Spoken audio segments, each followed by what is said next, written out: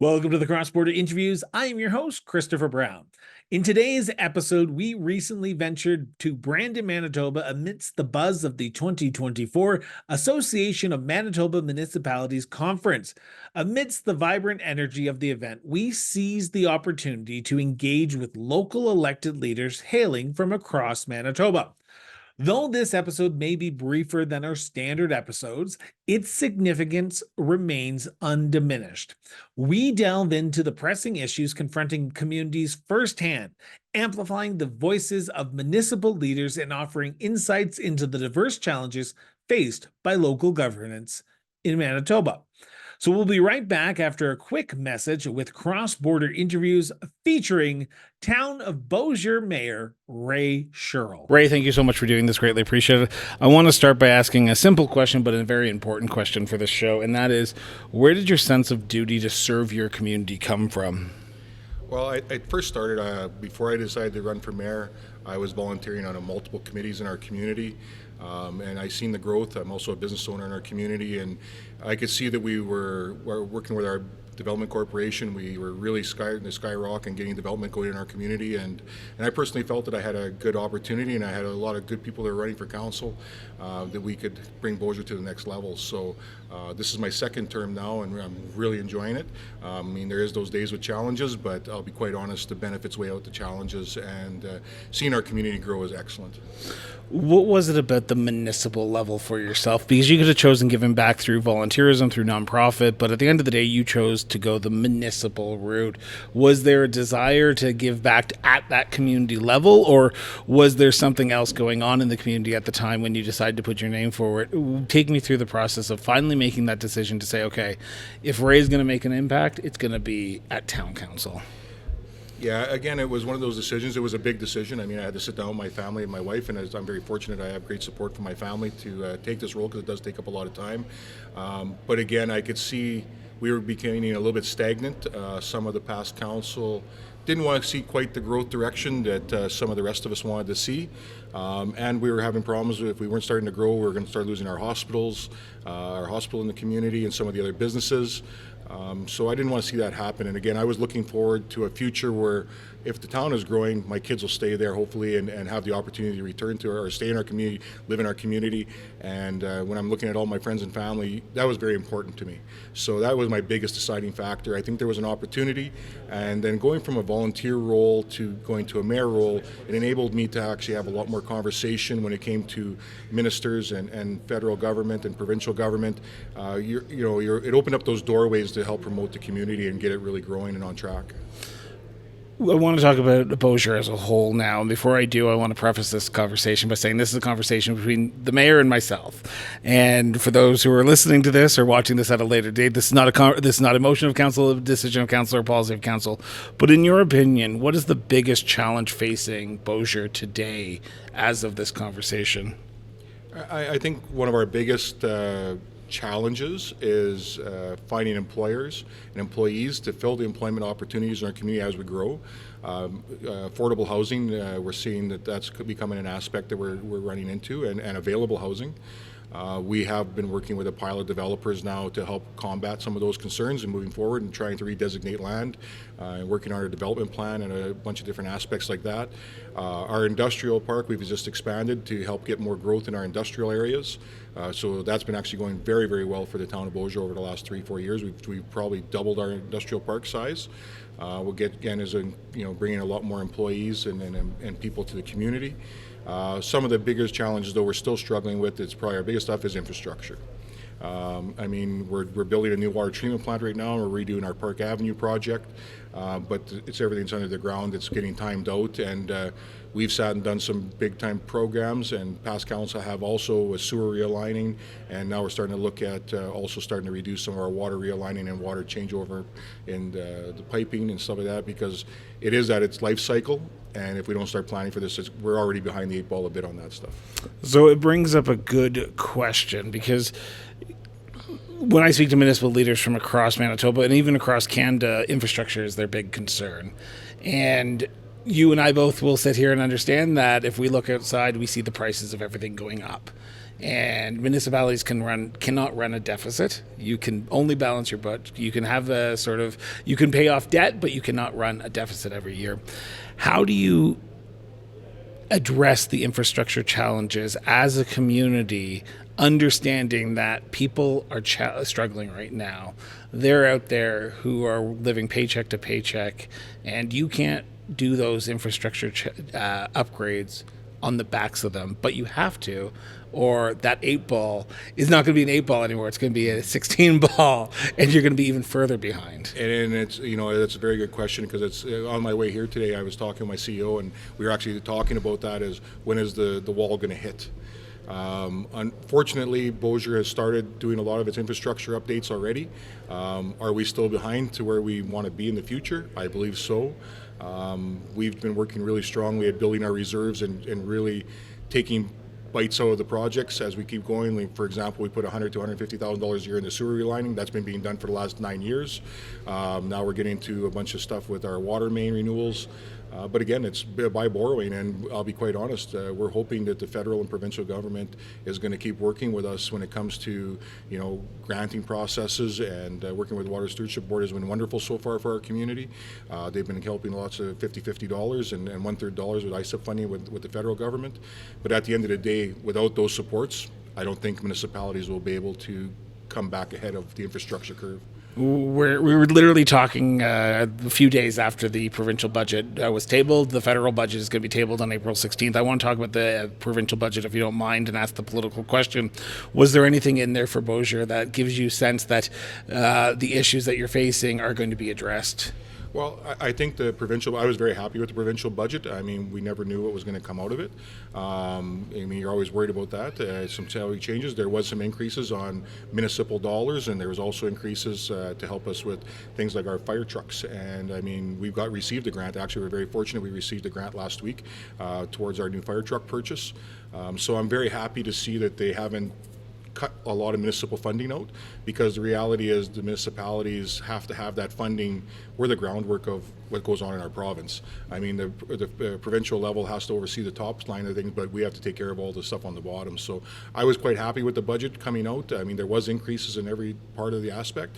So I think with that, and then again with our gas tax and all these other things that are going to be hopefully coming down, hopefully there's no cuts and all that stuff. So from what I'm seeing so far and what I've seen from the provincial budget, it worked well for Manitoba municipalities. So how do you balance the needs of the entire community with the needs of the individual? Because I can imagine when you go to the grocery store on a Friday afternoon or a Friday night to go grab that milk, and assuming that it's not a 10-minute run in and run out and come back home, it's a 2-hour conversation from time to time.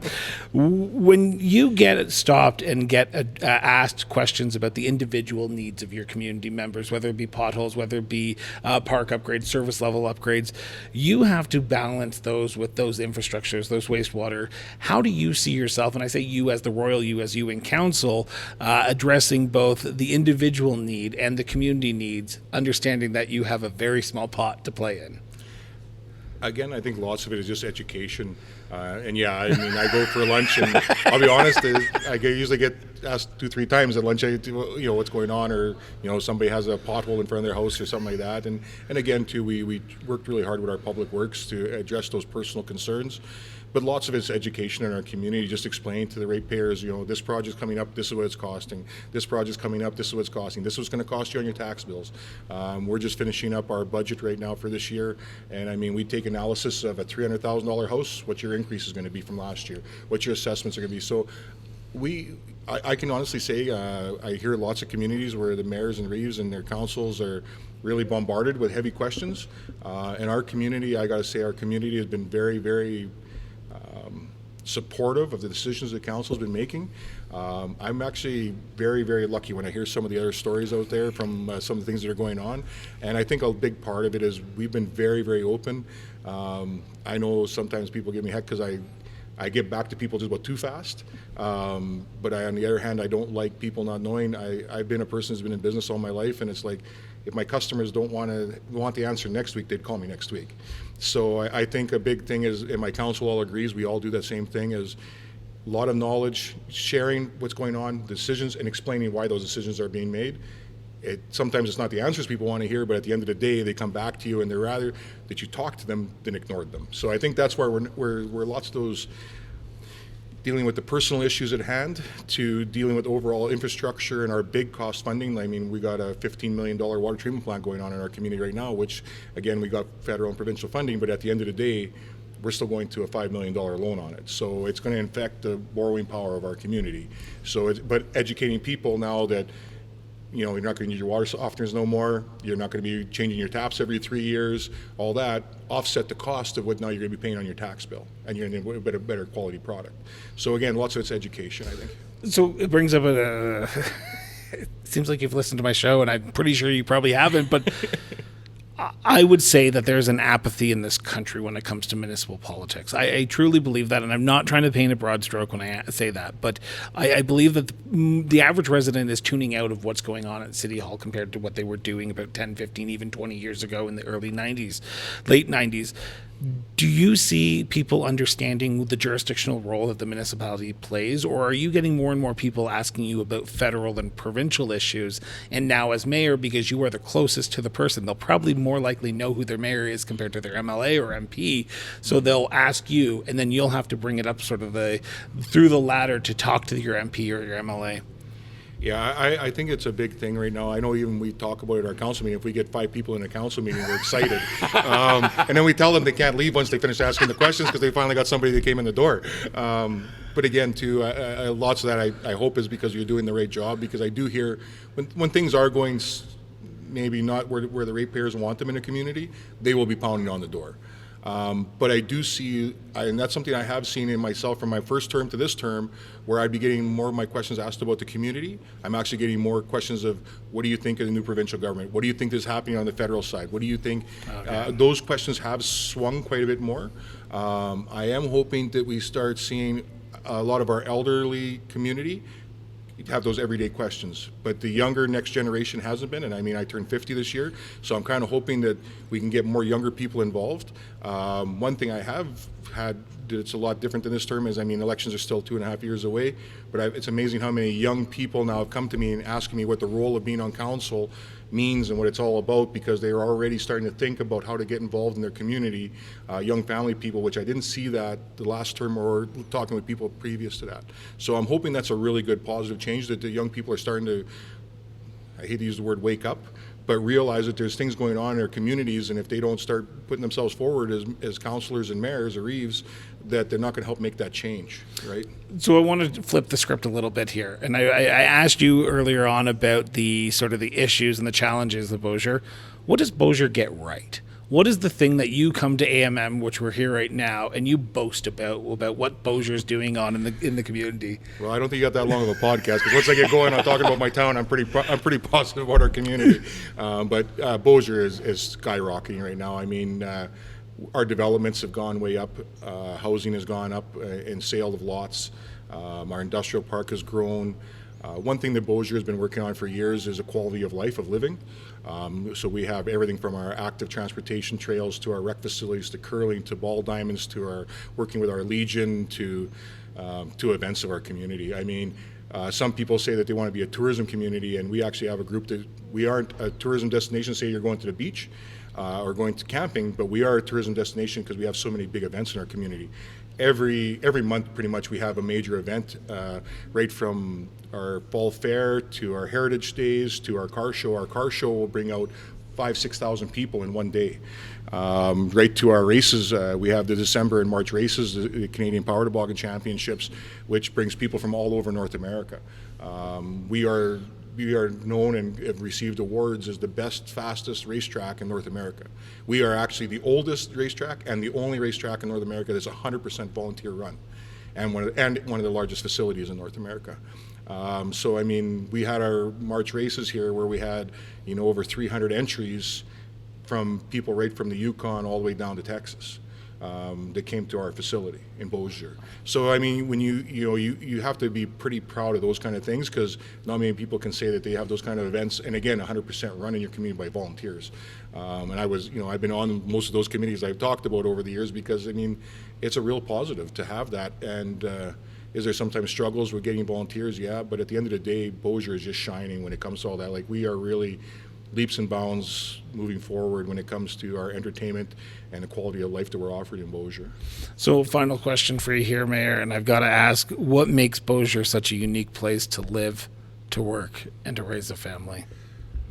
Again, it's a quality of life. I think lots of it's to do with location. You know, some people say, well, we're always too far out of Winnipeg, but the reality nowadays is we're less than 45 minutes to commute to the city of Winnipeg. But yet you're 45 minutes to Grand Beach, you're 45 minutes to the White Shell. You're central to everything. And then somebody laughed at me a long time ago. I always said Beausejour has to be like a spoke and hub model. And I've said this, and I've preached it many, many times.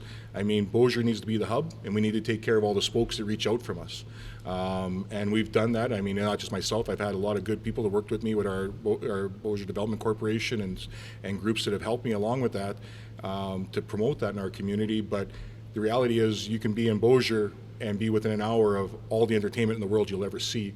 Plus, you still have the quality of life in your back door every night. That's Mayor, I want to thank you so much for doing this. Greatly appreciate it. It's always a pleasure to sit down and talk about Beausejour, and I'm looking forward to coming out and visiting once again. I say if we come on the show, I'm coming to your community, so I will be in Beausejour later on this year, actually in August, because I'm taking an RV across Canada. So I will be stopping in Beausejour, and hopefully we can grab a coffee or grab a drink, and you can show me the world's fastest racetrack. That would be great, and I'll gladly take you around. And if you're in August, that's when our car show is. So. We want to thank the Association of Manitoba Municipalities for inviting us to this year's spring convention in Brandon, Manitoba. This episode would not have been achievable without their support. If today's episode sparked your interest, hit that subscribe button now. Stay in the loop with all our diverse content covering everything from municipal affairs to our in-depth conversations with municipal leaders from across Canada on the cross-border interviews, or our eye-opening exploration of local governance in the political trenches, local government at work. We are your go-to platform for comprehensive municipal coverage, committed to keeping you well-informed as well as engaged. But your support is the backbone of our growth and the maintenance of this top-notch content you have come to enjoy. If you can, consider backing the show. Every contribution, big or small, amplifies the depth and the breadth of our programming. Find the support page link on the Cross Border Interviews website today. Until next time, stay informed, stay engaged, and most importantly, just keep talking.